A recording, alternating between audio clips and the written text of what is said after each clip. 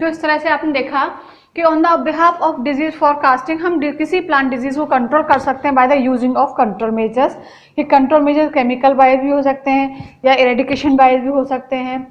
लेकिन एक बात है कि अगर डिजीज़ की हम फॉरकास्टिंग करें, उसके लिए कंट्रोल मेजर्स यूज़ करें, अगर उस डिजीज़ का लॉस नहीं हो रहा है, उस डिजीज़ से उस प्लांट का या उस क्रॉप का लॉस नहीं हो रहा है, बट उसका जो प्रोडक्शन की रेट है वो बढ़ जाती है, इससे भी क्या होता है, डिजीज़ फॉरकास्टिंग फसल को या क्रॉप को तो सेव कर सकते हैं बट उसकी कॉस्ट हम हाई हो जाती है, क्योंकि उसे डिजीज़ को कंट्रोल करने के लिए कई सारे केमिकल्स का यूज़ करना पड़ता है और केमिकल्स जो होते हैं बहुत महंगे होते हैं। और जो केमिकल्स का और जो प्रोटेक्शन में जो भी चीज़ यूज़ होती है उसका अमाउंट उसके प्रोडक्शन में ही ऐड हो जाता है। On the behalf of disease forecasting, इसको हम इस तरह से डिफाइन कर सकते हैं, forecasting involve all the activities in ascertaining and notifying the farmer in a community that conditions are sufficiently favorable for certain disease, that application of control measure will result in economic gain, or that this amount of the disease expect in unlikely to be enough to justify the expenditure of time, energy and money for control।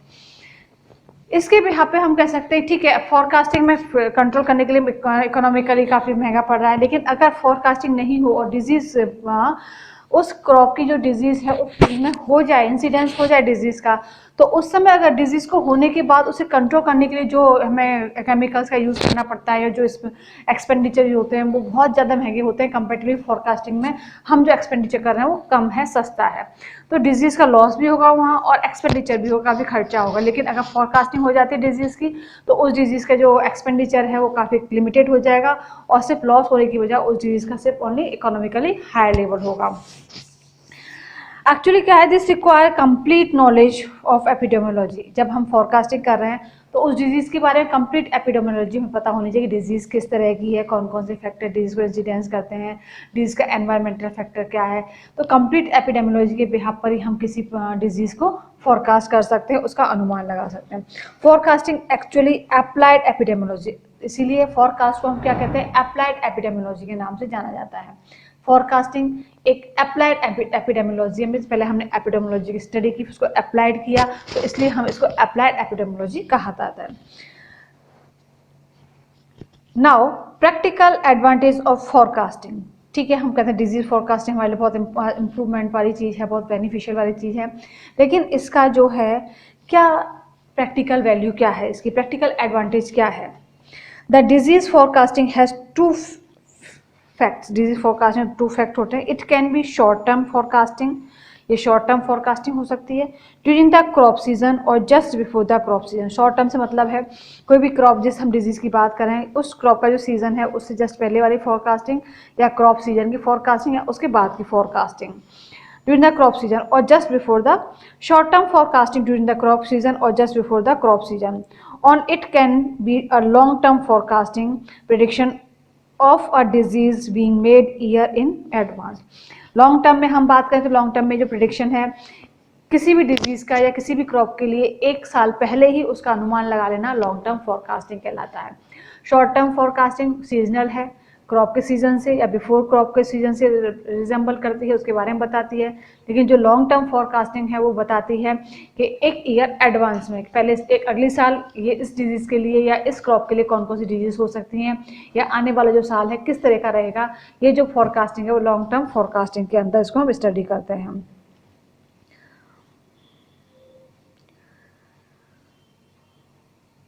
Both are possible is sufficient data on weather, चाहे हम short term forecasting करें चाहे long term forecasting करें, दोनों के prediction के लिए हमें सफिशियंट डेटा चाहिए। ये डेटा उस डिजीज से रिलेटेड होते हैं जिसका हम फॉरकास्टिंग कर रहे हैं, उस प्लांट या क्रॉप से रिलेटेड होते हैं जिस क्रॉप पर ये डिजीज़ होती है। नेक्स्ट वेदर से रिलेटेड होते हैं कि वहाँ का मौसम कैसा है।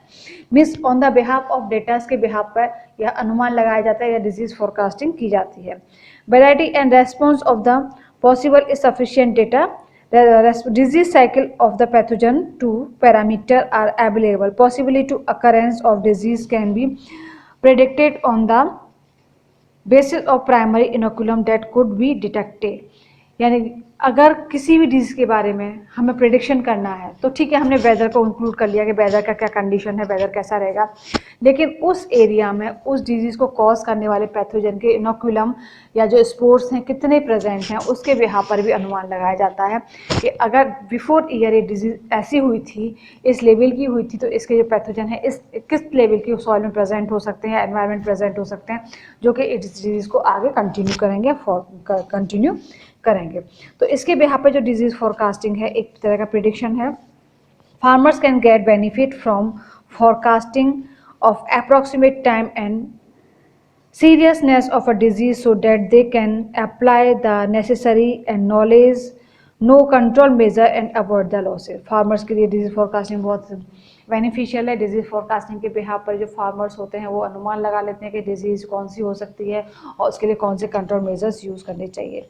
Therefore, most of the disease in which forecasting services has helped the farmer are those which have rapid repeating cycle in the standing crop and have potential to develop into a epidemic if suitable control measure are not followed।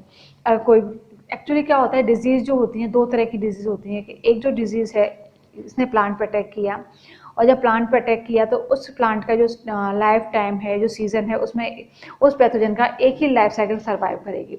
लेकिन कुछ disease ऐसी होती हैं कि उनमें जो pathogen है बहुत रैपिडली मल्टीप्लिकेशन करते हैं, यानी क्रॉप का जो एक सीजन है उसमें बहुत सारे उस पैथोजन की साइकिल सर्वाइव कर जाती है, बहुत सारे मल्टीप्लिकेशन हो जाता है पैथोजन्स का।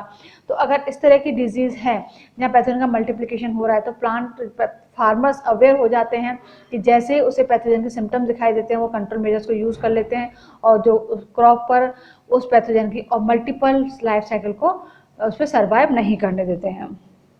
If suitable control measures are not followed, example of such disease late blight of potato, अगर suitable control measure नहीं हो यूज़ किए जाए, for example late blight of potato जो कि फाइटोप्थोरा इन्फेस्टेंस से होती है, तो जो डिजीज़ होगी वो एक सीवियर रेट को इंड्यूस करेगी या सीवियर फॉर्म में वो डिजीज़ आ जाएगी। Leaf rust of wheat is also a Puccinia recondita, ये भी एक सीवियरिटी को शो करती है। Now we come on the condition for practical gains from forecasting. Practical gain कौन कौन से हैं फोरकास्टिंग से, उसके बारे में हम डिस्कस करेंगे। Generally the plant disease for which forecasting can be और practical value of the farmer are following. Basically जो फोरकास्टिंग डिजीज़ के लिए की जाती है उसकी प्रैक्टिकल वैल्यू क्या है, कंडीशनल वैल्यू क्या है, किस तरह से फार्मर्स के लिए यूजफुल है। फर्स्ट है इसका disease cause economically significant damage in term of loss of quality and quality of the production in the area. ऐसी डिजीज़ जिसकी से बहुत इकोनॉमिकली लॉस होता है और वो किस चाहे क्वांटिटी अगर इकोनॉमिकली उसकी क्वांटिटी वाइज लॉस हो रहा है या क्वालिटी वाइज लॉस हो रहा है, तो उस डिजीज़ से जो होने वाला लॉस है अगर उस डिजीज़ के लिए फोरकास्टिंग की जाए तो वो जो फोरकास्टिंग है बेनिफिशियल होती है। ओके तो ऐसी कोई भी डिजीज जैसे इकोनॉमिकली सिग्निफिकेंट यही है कि अगर बहुत लॉस हायर लेवल का लॉस हो रहा है, चाहे वो क्वालिटी में हो चाहे क्वांटिटी में हो, तो उसके लिए फोरकास्टिंग एक सिग्निफिकेंट वैल्यू को क्रिएट करता है। The onset speed of spread and destructiveness of the disease is variable. कोई भी डिजीज़ है उसके लिए उस डिजीज़ की स्प्रेड होने की जो क्षमता है, स्प्रेड होने की पावर है एंड उसकी डिस्ट्रक्टिवनेस है, किसी भी चीज़ को ख़त्म करने की जो क्षमता है, नुकसान पहुंचाने वाली क्षमता है, ये अलग अलग होती है, वेरिएबल होती है। Mostly due to dependence on weather which is variable. इसका जो वेरिएबल होना किस पर डिपेंड करता है, वेदर पर डिपेंड करता है कि वेदर की कंडीशन कैसी है। कोई भी एक डिजीज़ है उससे होने वाला लॉस है वो एक स्टैंडिंग स्टेज में नहीं होता। एक्चुअली इनसे होने वाला जो लॉस है वो वेदर पर डिपेंड करता है कि वेदर किस तरह का है। तो जो वेरिएबल जो आते हैं वो वेदर कंडीशन की वजह से आते हैं और वेदर कंडीशन का फोरकास्टिंग करके हम इसके डिजीज़ को फोरकास्ट कर सकते हैं। नाउ कंट्रोल मेजर जिसे हम कल्टीवेट और प्रिवेंटिव मेजर के अंदर इंक्लूड किए थे are known and can be economically applied by the farmer when he is told to do so. कोई भी फार्मर है उस पर इकोनॉमिकली किस तरह से कंट्रोल करना है, इसके जो फैक्टर्स हैं ये फोरकास्टिंग के थ्रू फार्मर्स को प्रोवाइड कराया जा सकते हैं और फार्मर उसको कंट्रोल करने में यूज़ कर सकता है। Information of weather disease relationship is fully known. Quiz forecasting के लिए सबसे पहले ज़रूरी है कि जिस डिजीज़ के बारे में हम बात कर रहे हैं उस डिजीज़ का वेदर की किस कंडीशन से रिलेशन होता है, किस कंडीशन में वो डिजीज़ ज़्यादा होती है, किस कंडीशन में कम होती है, इसके बारे में फुली नॉलेज होनी चाहिए। उसी के बिहाफ पर फोरकास्टिंग को किया जा सकता है। Information required for forecasting system, कोई भी आपको अगर फोरकास्ट सिस्टम को प्रोवाइड कराना है तो उसके लिए कुछ इन्फॉर्मेशन रिक्वायर्ड होती है। On the four criteria mention above, जो हमने 4 क्राइटेरिया के बारे में पढ़ा है, most crucial is the availability of effective control measure and data of disease environmental interaction. और सबसे पहले फोरकास्टिंग के लिए मोस्ट इंपॉर्टेंट बात यह है कि जो डिजीज़ है उसके कंट्रोल मेजर क्या क्या हैं। कंट्रोल मेजर हमें पता होंगे तभी तो हमें उस फोरकास्टिंग का कुछ बेनिफिट होगा। अगर हमने फोरकास्टिंग कर दिया, उसका कंट्रोल मेजर हमें पता ही नहीं है, तो क्या वो बेनिफिशियल हो सकता है? No, not. इसके अलावा जो सेकंड बात है वो ये है कि एनवायरनमेंट और डिजीज़ के बीच में जो रिलेशनशिप है उसके बारे में पता होना चाहिए, किस तरह के एनवायरनमेंट में डिजीज़ हाई लेवल पे होती है और किस तरह का एनवायरनमेंट उस डिजीज़ को कंट्रोल करता है।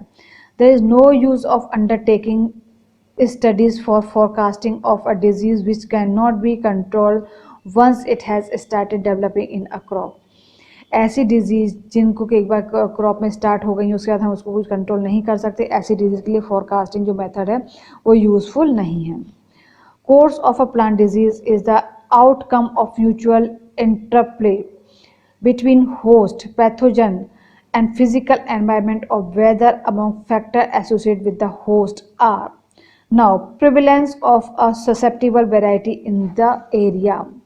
कोई भी अगर ससेप्टिबल वेराइटी है तो उसका प्रेवलेंस फोरकास्टिंग को इफेक्ट करता है। Response of the plant at different stage of its growth to the activity of a pathogen. Plant की जो ग्रोथ रेट होती है, ग्रोथ के लाइफ ऑफ डिफरेंट स्टेजेस में होस्ट, कुछ होस्ट ऐसे होते हैं, कुछ पैथोजन ऐसे होते हैं जो उसकी सीडलिंग स्टेज में इफेक्ट करते हैं, कुछ पैथोजन इस तरह के होते हैं जो उसकी मेच्योर स्टेज में, और कुछ फ्लावरिंग के टाइम पे, कुछ है ना फ्रूटिंग के टाइम पे उसमें डिजीज़ कॉज कर सकते हैं। तो सबसे पहले फोरकास्टिंग के लिए मोस्ट इंपॉर्टेंट ये है कि जो प्लांट की जो ग्रोइंग स्टेज है और जो उस पर पैथोजन को अटैक करना है उनके बारे में पूरा इन्फॉर्मेशन होनी चाहिए। Density and distribution of its cultivation, या कोई भी प्लांट इस कल्टिवेशन कर रहा है उसकी डेंसिटी और डिस्ट्रीब्यूशन के बारे में भी पता होना चाहिए। Host and its part. Now weather condition can cause accumulation of carbohydrates in leaf of wheat and favour infection by rust fungi. अगर वेदर कंडीशन फेवरेबल होती हैं तो ये रस्ट फंजाई के अटैक को फेवर करती हैं। Among of the factor associated with the pathogen are almost all the stage in the disease cycle. Wise amount of initial inoculum, कोई भी जो डिजीज़ होती है उस डिजीज़ पैथोजन द्वारा कॉज की जाती है, पैथोजन की जो कैपेसिटी होती है उसे अमाउंट ऑफ इनोकुलम कहते हैं।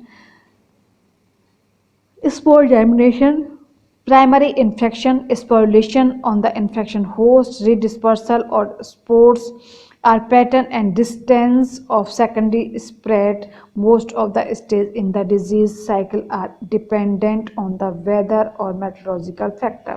तो मोस्ट ऑफ डिजीज़ की जो हम फोरकास्टिंग कर रहे हैं ये एनवायरमेंटल फैक्टर और मेट्रोलॉजिकल फैक्टर पर ही डिपेंड करती हैं। The environment factor are the finally determinants of the outcome of host pathogen interaction. जो एनवायरमेंटल इंटरेक्शंस, एनवायरमेंटल फैक्टर्स किसका आउटकम होते हैं? जो होस्ट और पैथोजन की इंटरेक्शन होती हैं उसका आउटकम होते हैं। अगर हम एग्जांपल की बात करें कि फोरकास्टिंग का, some example of disease forecasting due to its devastating effect and its effective control and fungicide, late blight of potato the best example है, जो कि Phytophthora infestans होती है, is one of the disease on which forecasting has been tried since long in Britain, Europe and USA।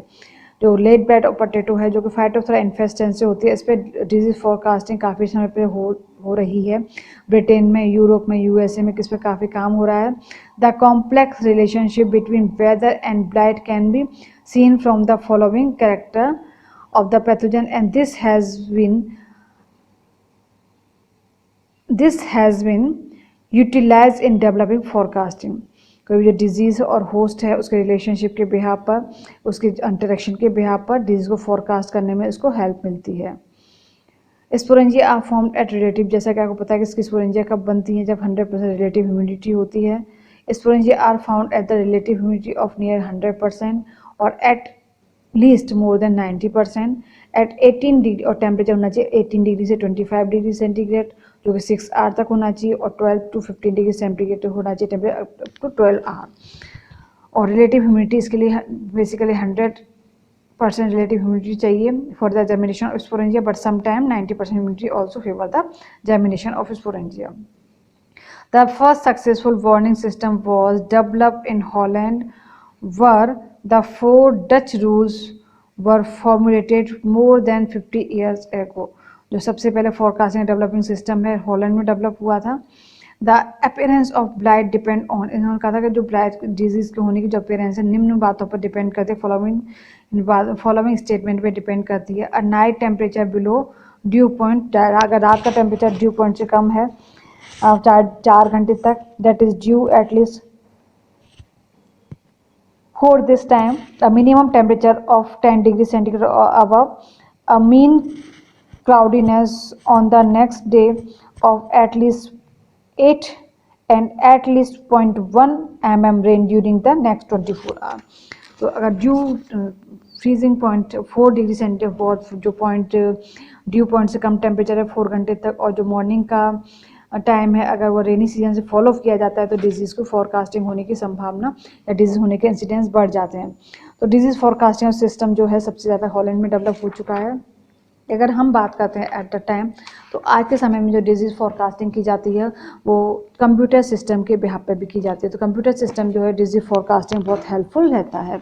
तो इस तरह से हम देख सकते हैं कि डिजीज़ फोरकास्टिंग के बिहाफ पे हम किसी डिजीज़ के पैथोजन, उसके होस्ट और एनवायरमेंटल फैक्टर के बिहाफ पर उस चीज़ का अनुमान लगाया जाता है, उसको फोरकास्ट किया जाता है, उसके कंट्रोल मेजर्स के बिहाफ पर उसको डिजीज़ होने वाले लॉस को बचाया जाता है।